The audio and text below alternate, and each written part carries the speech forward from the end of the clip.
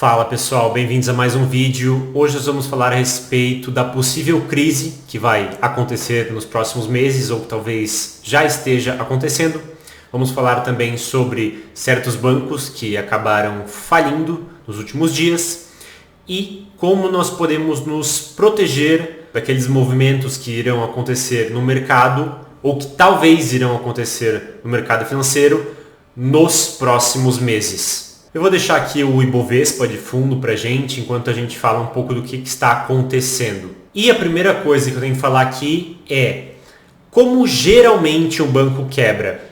Um banco, ele pega dinheiro emprestado, seja aquele dinheiro que você deixa parado na sua conta, ou então o dinheiro que você ativamente empresta para o banco através de um CDB, por exemplo, e ele empresta esse dinheiro para empresas, para indivíduos, para governos, e muitas vezes ele empresta esse dinheiro e esse dinheiro só vai retornar com juros depois de um certo prazo. Pode ser um prazo de 10 anos, um prazo de 5 anos, um prazo de 3 anos. E ele pode emprestar esse dinheiro através de ativos líquidos. Por exemplo, eu posso emprestar para o governo em um título o qual tem liquidez diária. E aí, se os correntistas desse banco ou se investidores desse banco quiserem sacar esse valor, eu simplesmente vou lá, vendo esses títulos do governo e consigo fazer frente a esses saques. Mas uma parte do dinheiro que esse banco empresta são através de empréstimos de longo prazo. Ou seja, eu vou emprestar um valor para alguém construir, por exemplo, um prédio, e eu só vou reaver esse valor com um acréscimo de juros depois de 3 anos, 2 anos, 4 anos, 5 anos, pode ser até empréstimos de mais longo prazo para fazer uma hidrelétrica, por exemplo. Aí eu só vou ver esse dinheiro depois, às vezes, de 7 anos, 8 anos, talvez até 10 anos. Mas esse dinheiro que eu estou emprestando não é meu, é dos correntistas que estão naquele banco ou então de pessoas que investiram em um CDB daquele banco, por exemplo. E se muitas pessoas forem lá e sacarem esse valor, eu não vou conseguir fazer frente a esses saques. Não necessariamente porque eu não tenho dinheiro, mas porque eu não tenho liquidez. Ou seja, não é porque o banco foi lá e gastou esse dinheiro e ele não existe mais. Ele emprestou esse dinheiro e ele vai reaver esse dinheiro com juros, só que em um prazo futuro. Pode ser dali alguns anos. Então ele tem esse dinheiro, mas ele não tem esse dinheiro hoje. Ele vai ter esse dinheiro dali a alguns anos, mas hoje ele não tem esse dinheiro.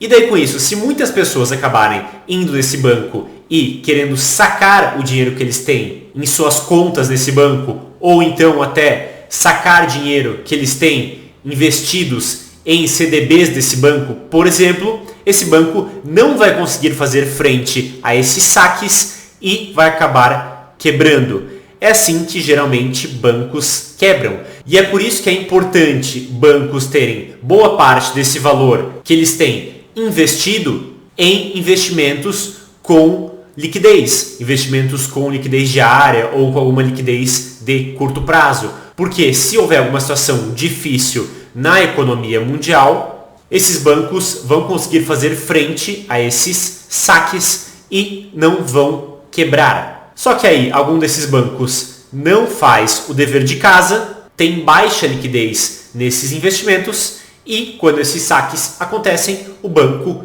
quebra. E a partir daí nós temos um efeito dominó, porque já que esse banco não consegue fazer frente a esses saques, isso acaba gerando uma desconfiança no sistema, em outros bancos, os quais têm uma situação também mais fragilizada, fazendo com que haja saques também nesses bancos. E também fazendo com que esse banco que quebrou não consiga honrar com certos compromissos que ele tinha.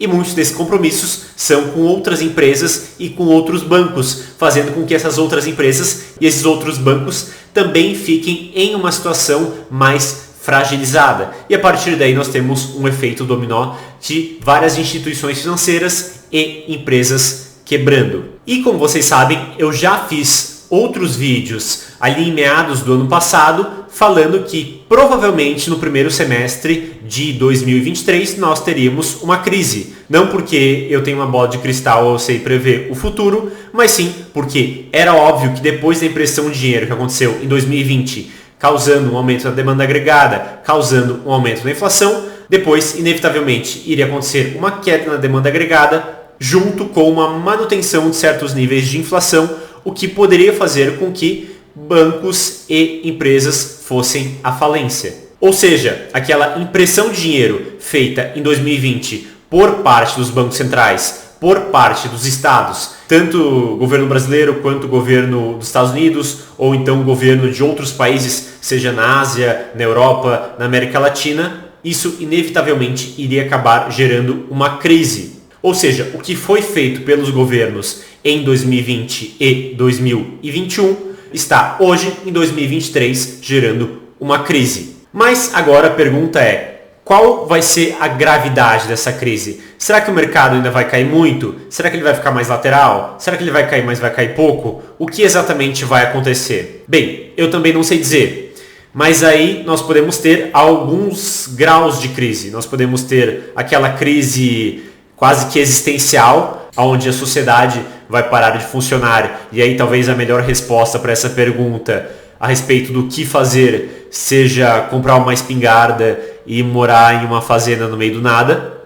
Mas também talvez essa crise não seja tão grave assim e nós possamos nos proteger, nós possamos proteger o nosso patrimônio dessa crise de outras formas. Uma forma de fazer isso, e eu acho que é a mais arriscada, é mais difícil de fazer, seria nós ficarmos vendidos. Ou seja, eu poderia pegar ações ou até um ETF como o BOVA11, que vai tentar replicar o desempenho do Ibovespa, e ficar vendido nessas ações ou no BOVA11. E aí, à medida que o mercado caísse, eu ia ganhar dinheiro com essa queda.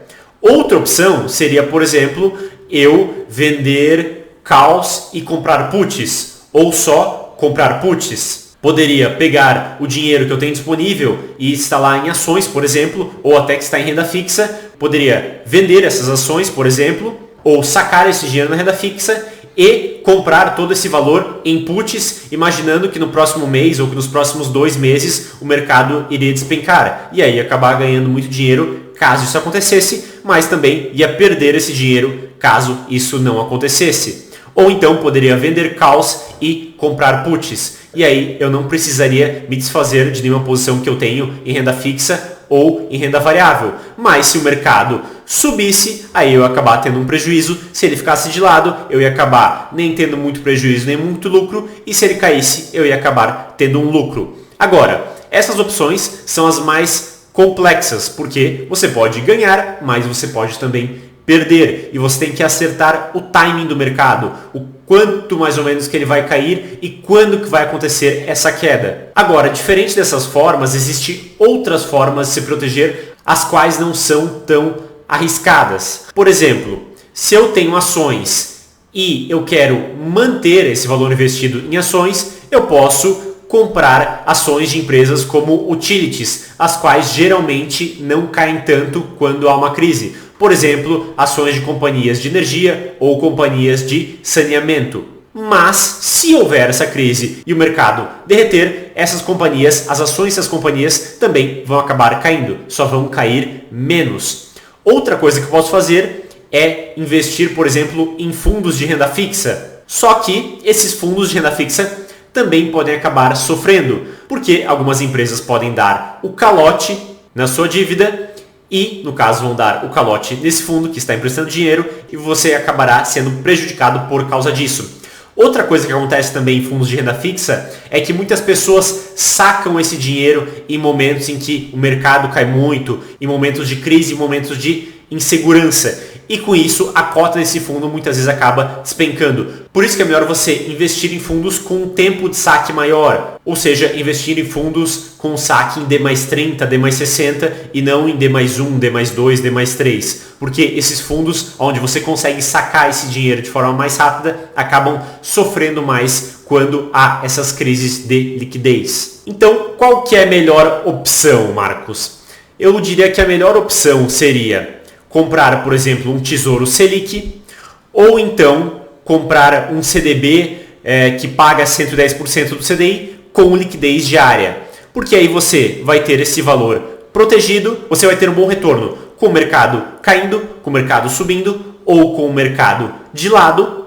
E quando o mercado cai muito, depois que ele cair muito, você pode sacar esse dinheiro desse CDB ou desse Tesouro Selic e pode investir em ações, tirando proveito de preços muito descontados, que é o que muita gente fez em 2020 e que é o que muita gente fez, por exemplo, em 2018 ou também ali em 2016, ali no começo de 2016. Aí alguns podem perguntar, Marcos, então eu deveria vender esse valor que eu tenho em ações, por exemplo, e deveria colocar em Tesouro Selic? Ou então em um CDB com liquidez diária que pague aí 110% do CDI? Bem, seria melhor se nós tivéssemos feito isso antes. Então, quando o mercado estava aqui, por exemplo, nos 120 mil pontos, 119 mil pontos, ou então até melhor, aqui nos 126, 127 mil pontos, o ideal seria ter feito essa operação antes, ou seja, ter vendido ações e comprado renda fixa nessa época. Se nós vendermos agora as nossas ações, nós já vamos estar vendendo essas ações com um certo desconto, porque o mercado está aqui, nesse momento, a 102 mil pontos. Mas, se você está confiante de que vai haver uma crise, e se essa crise acontecer, mesmo vendendo essas ações com um certo desconto, isso vai acabar sendo um bom negócio. Você vai acabar não se prejudicando tanto e vai poder recomprar essas ações por um preço mais barato daqui a algumas semanas ou daqui a alguns meses. Mas aí alguns podem perguntar, mas Marcos, se essa crise acontecer, quanto que o mercado vai cair? E aí é importante nós olharmos para crises passadas para nós entendermos o quanto que esse mercado pode ou tende a cair. Por exemplo, em 2020, do pico até o fundo, o Ibovespa caiu, vamos ver aqui, aproximadamente 48%. Já em 2008, do pico até o fundo, o Ibovespa caiu, vamos ver aqui, aproximadamente 60%. Então vamos dizer que o mercado vai cair 60%, que seria um cenário muito ruim. Então vamos colocar aqui do pico até o fundo 60% de queda. O mercado iria cair aqui até mais ou menos 52 mil pontos. Vamos colocar uma barra aqui. Mas ele pode cair menos, pode cair, vamos ver de novo aqui, do pico até o fundo do Covid, seria aproximadamente 52% de queda. E já num cenário um pouco mais positivo, não tão pessimista, ele poderia cair até mais ou menos aqui os 85 mil pontos, que seria uma queda de aproximadamente 16, 17%, que não seria uma queda tão grande assim do ponto que nós estamos, e do pico seria uma queda de aproximadamente 35%. Marcos, você acha possível o mercado cair até os 52 mil pontos? Sim, é possível. Eu acho que vai acontecer? Não, não acho. Se essa crise acabar sendo mais branda, eu imagino que 85 mil pontos seja um bom suporte. Se essa crise for muito agressiva, talvez nós podemos ver uma queda próxima aos 62 mil pontos. Talvez até ali 72 mil pontos, na verdade. Eu acho muito difícil chegar até os 62. Eu acho que se for muito grave, talvez 70 mil pontos, por aí. Se for uma queda mais branda, pode ser aí na casa dos 85 mil pontos. Mas Marcos, é muito difícil de acontecer uma queda dessas. Olha, não é tão difícil assim. Porque se nós pegarmos do pico aqui em 2010 até o fundo em 2016, 2015, nós vamos ver uma queda de aproximadamente 49%, quase 50%.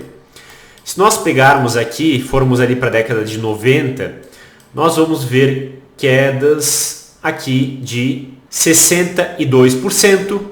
Vamos pegar outra queda aqui, queda de 66% e outra grande queda aqui de 56% aproximadamente.